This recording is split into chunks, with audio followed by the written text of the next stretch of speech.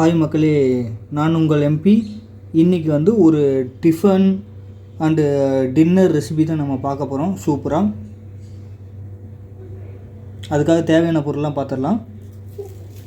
ஒரு மீடியம் சைஸில் மூணு உருளைக்கிழங்கு, அதேமாதிரி மீடியம் சைஸில் 3 பெரிய வெங்காயம், 2 தக்காளி பார்த்திங்கன்னா, அடுத்து ஒரு 10 பல் பூண்டு, அதுக்கடுத்து பார்த்திங்கன்னா டொமேட்டோ கெச்சப். இந்த மாதிரி சின்ன பேக்கெட்ஸ் விற்கும் கடையில். இது ஒரு 2 பேக்கெட்டு சேர்த்துக்கலாம்.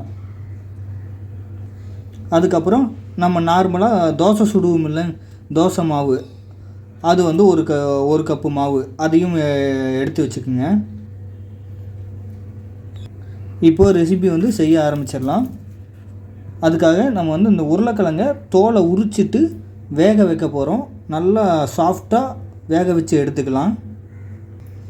பாருங்கள், உருளைக்கிழங்கை இந்த மாதிரி தோலை உரிச்சிட்டு தண்ணியில் வேக போட்டு நல்லா சாஃப்டாக வேக வச்சு எடுத்துக்கலாம். அடுத்து வெங்காயத்தையும் நல்லா பொடிசாக, ரொம்ப பொடிசாக கட் பண்ணி எடுத்துக்க போகிறோம். பாருங்கள், ரொம்ப பொடிசாக இந்த மாதிரி வெட்டிக்கிங்க. அடுத்து தக்காளியும் அதே மாதிரி பொடிசாக வெட்டிக்கலாம்.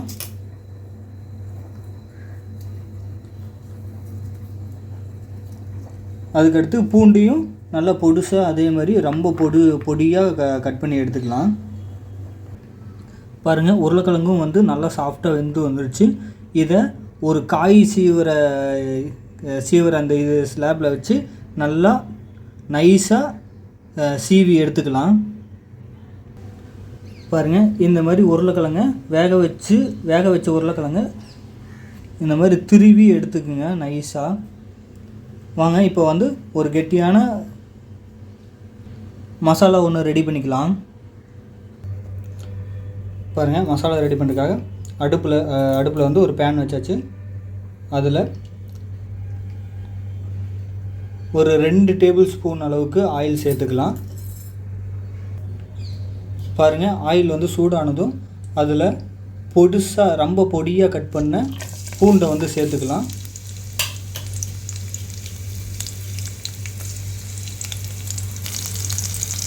பாருங்கள், பூண்டை சேர்த்துட்டு பூண்டு வந்து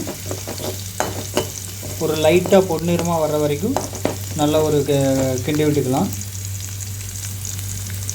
பாருங்கள், பூண்டு வந்து பொன்னிறமாக வந்துருச்சு. இந்த டைமில் கட் பண்ணி வச்ச வெங்காயத்தை வந்து சேர்த்துக்கலாம். சேர்த்துட்டு அதை நல்லா இப்படி பெரட்டி விட்டுக்கலாம். வெங்காயம் வந்து நல்லா பொன்னிறமாக வர்ற வரைக்கும் நம்ம வதக்கிக்கணும்.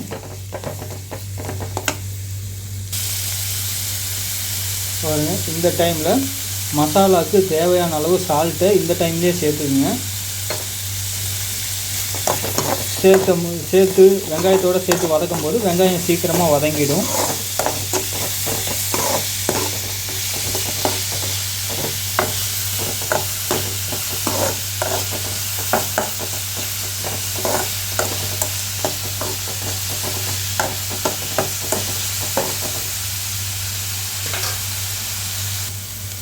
மக்களை பாருங்கள், வெங்காயம் வந்து நல்ல பொன்னிறமாக வந்துருச்சு. இந்த டைமில்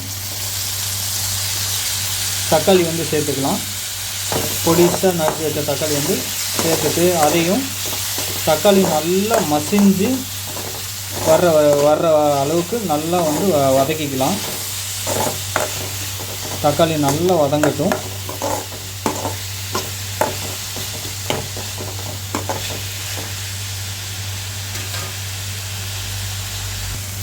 பாருங்கள், தக்காளி வந்து நல்லா பொன்னிறமாக வந்துருச்சு. இந்த டைமில் ஒரு 1/4 டேபிள் ஸ்பூனுக்கு மஞ்சத்தூள் வந்து சேர்த்துக்கலாம். சேர்த்துட்டு அது கூடவே ஒரு 1/2 டேபிள் ஸ்பூனுக்கு காஷ்மீரி சில்லி தூள் சேர்த்துக்கலாம். கலருக்காக, பார்க்குறதுக்கு நல்லா ஃப்ளேவராகவும் தெரியும். இது எல்லாத்தையும் நல்லா மசாலா வாடையெல்லாம் போகிற மாதிரி நல்லா கிண்டி விட்டுக்கலாம்.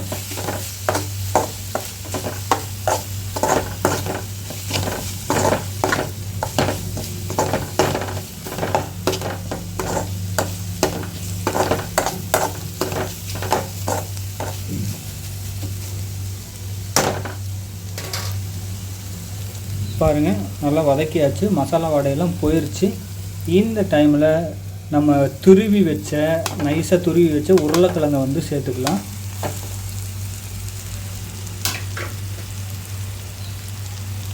சேர்த்துட்டு அந்த மசாலாவோடவே இதை நல்லா இது பெரட்டி மிக்ஸ் பண்ணி விட்டுக்கலாம்.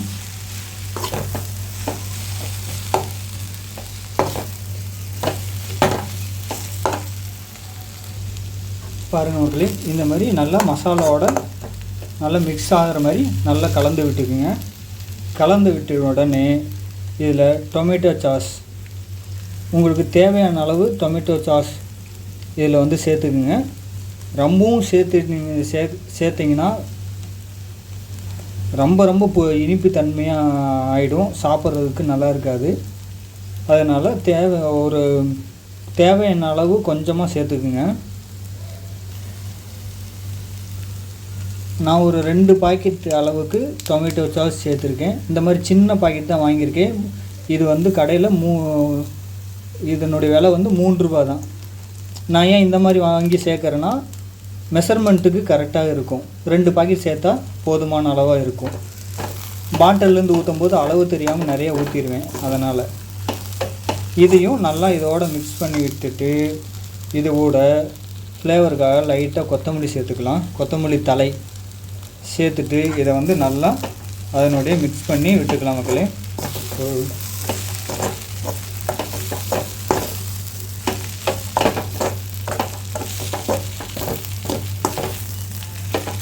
பாருங்கள், மசாலா வந்து இப்போ வந்து ரெடி. அடுப்பு ஆஃப் பண்ணிடலாம்.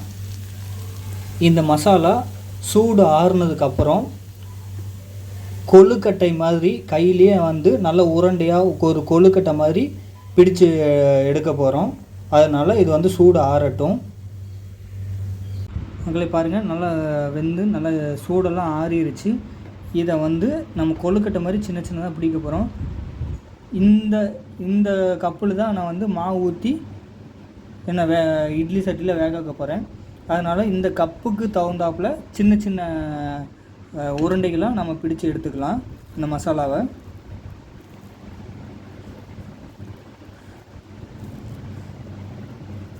பார்த்திங்கனாலே தெரியும். இது கொழுக்கட்டை மாதிரி சின்னதாக நான் அந்த கப்புக்கு தகுந்தாப்பில் பிடிச்சிக்கிறேன். நீங்கள் டம்ளரு கிளாஸ் அந்த மாதிரி எதுலையாவது ஊற்றி பண்ணிங்கன்னா அதுக்கு தகுந்தாப்பில் நீங்கள் வந்து பிடிச்சி வச்சுக்கோங்க. பாருங்கள், இந்த மாதிரி தேவையான அளவு எல்லா மாவையும் இந்த மசாலாவையும் இந்த மாதிரி சின்ன சின்ன கொழுக்கட்டை உருண்டைகளாக பிடிச்சி எடுத்துக்கலாம். பாருங்கள், இந்த மாதிரி சின்ன சின்ன உருண்டைகளாக கொழுக்கட்டை மாதிரி சின்ன சின்ன உருண்டைகளாக பிடிச்சி வச்சாச்சு. அடுத்து இந்த கப்பில் வந்துட்டு மாவு ஊற்றி எப்படி பண்ணுறதுன்னு பார்க்கலாம். வீடியோ மிஸ் பண்ணாமல் பாருங்கள். இது வந்து ஒரு சூப்பரான டிஷ் தான், செம்மையாக இருக்கும் இந்த மாதிரி நீங்கள் குக் பண்ணி சாப்பிட்டிங்கன்னா. அப்புறம் நான் போட்டிருக்கிற அளவு மெஷர்மெண்ட்டில் மிளகாத்தூள் மசாலா ஐட்டம்லாம் போட்டிங்கன்னா ரொம்ப அருமையாக இருக்கும், காரமும் கம்மியாக இருக்கும். குழந்தைங்க எல்லாருமே விரும்பி சாப்பிடுவாங்க. உங்களுக்கு காரம் வேணும், நீங்கள் காரம் நல்லா சாப்பிடுவீங்க பெரியவங்க அப்படின்னா நீங்கள் பச்சை மிளகா கூட நல்லா ரொம்ப பொடிசாக பச்சை மிளகா கட் பண்ணி சேர்த்துக்கலாம், காரம் வேணும்னா. வாங்க இப்போ அடுத்து நம்ம இட்லி மாவில் வந்துட்டு அதை ஃபிக்ஸ் பண்ணி நம்ம எப்படி செய்கிறதுன்னு பார்த்துடலாம். பாருங்கள், அடுத்து இந்த கப்பில் வந்து நம்ம ஆயில் வந்து தேய்ச்சி எடுத்துக்க போகிறோம். ஆயில் எதுக்காக தேய்க்கிறதுனா, மாவு வந்து ஈஸியாக வெந்ததுக்கப்புறம் கலண்டு வர்றதுக்காக நம்ம ஆயில் தேய்ச்சிக்க போகிறோம். இந்த மாதிரி எல்லா கப்புலேயும் ஆயில் வந்து தேய்ச்சி எடுத்துக்கலாம்.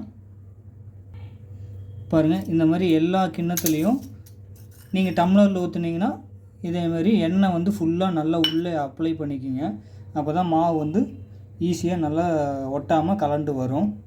இப்போ இதில் ஒவ்வொன்றா நம்ம மாவு ஊற்றி நம்ம செஞ்சு வச்ச மசாலா உருண்டையை இதில் வந்து வச்சு செட் பண்ண போகிறோம். பாருங்கள், இதில் வந்து நம்ம ஒவ்வொன்றா மாவு வந்து ஃபுல்லாக ஊற்றிடாமல் இப்படி அரை அரை கப்புக்கு ஊற்றிட்டு நீங்கள் வந்து இந்த உருண்டையை வச்சுட்டு அதுக்கப்புறம் மாவு ஊற்றிக்கிங்க. ஃபுல்லாக ஊற்றிட்டு வச்சிங்கன்னா வலிஞ்சு கீழே போயிடும், கரெக்டாக செட் பண்ணி வராது. இந்த மாதிரி மாவு ஊற்றிட்டு ஃபில் பண்ணி இந்த மாதிரி எல்லா கப்புலேயும் ஊற்றி நம்ம செட் பண்ணிக்கலாம். பாருங்கள், இந்த மாதிரி எல்லா கப்புலேயும் நம்மக்கிட்ட எத்தனை கப்பு இருக்கோ அத்தனை கப்பு எல்லாத்துலேயும் மாவு ஊற்றி உருண்டை வந்து நம்ம உள்ளே செட் பண்ணி வச்சாச்சு. இதை வந்து இட்லி குக்கரில் வச்சு நல்லா வேக வச்சு எடுத்துக்க போகிறோம். பாருங்கள், இட்லி தட்டில் வச்சு நம்ம ஒவ்வொன்றா எல்லாத்தையும் நல்லா வேக வச்சு எடுத்துக்கலாம். இந்த மாதிரி இட்லி குக்கரில் வச்சு வேக வச்சு எடுத்துக்கங்க.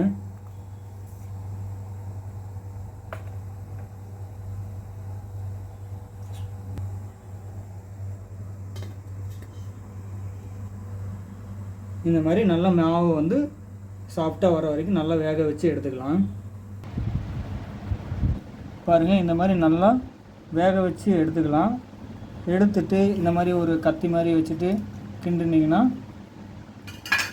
இது தட்டுனிங்கன்னா கலந்து வந்துடும். அதான் இது மாதிரி எல்லாத்தையும் நம்ம தனியாக பிரித்து எடுத்து வச்சுக்கலாம். பாருங்கள், இந்த மாதிரி எல்லாத்தையும் தனித்தனியாக எடுத்து வச்சாச்சு. இதை வந்து நம்ம ஒரு கடாயில் போட்டு மசாலா போட்டு ஒரு பெரட்டிக்கலாம். அதாவது தாளிப்பு மாதிரி கொடுத்துக்கிட்டோம்னா இன்னும் பார்க்குறக்கு நல்லா கலராகவும் நல்லா டேஸ்ட்டாகவும் இருக்கும். வாங்க இப்போ அந்த தாளிப்பு மாதிரி கொடுத்துக்கலாம்.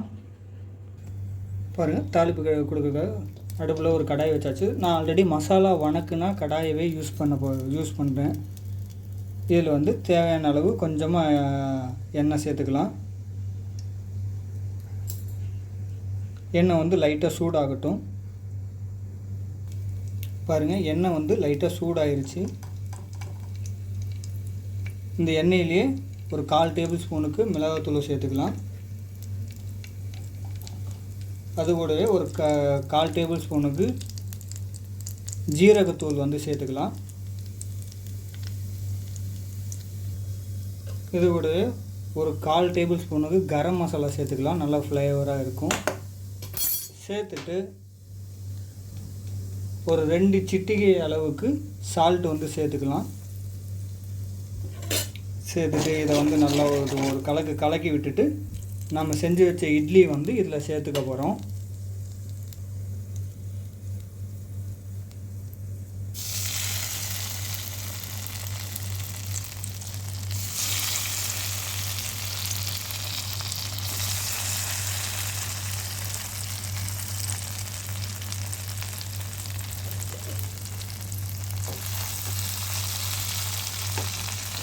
இதுலேயே இந்த மசாலாவிலே ஒரு பெரட்டி விட்டுக்கலாம்.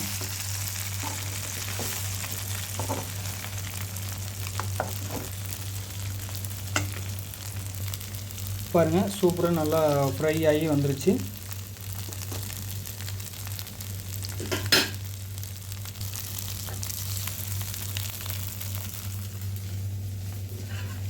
இதை வந்து இப்படி ஒரு பிளேட்டில் மாற்றிக்கலாம்.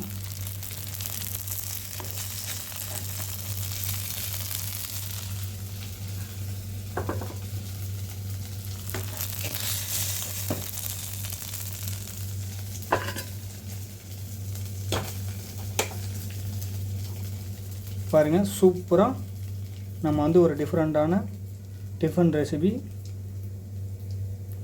ரெடி ஆயிடுச்சு. சூப்பராக இருக்கும். இதே மாதிரி நீங்களும் செஞ்சு ஃபேமிலியோடு சாப்பிட்டு என்ஜாய் பண்ணுங்கள். சேனலை மறக்காமல் சப்ஸ்கிரைப் பண்ணி சப்போர்ட் பண்ணுங்கள் மக்களே. வீடியோவுக்கு ஒரு லைக் தம்ஸ் அப் போட்டு சப்போர்ட் பண்ணுங்கள். நம்ம இதே மாதிரி வேறு ஒரு வீடியோவில் சந்திப்போம். தேங்க்யூ.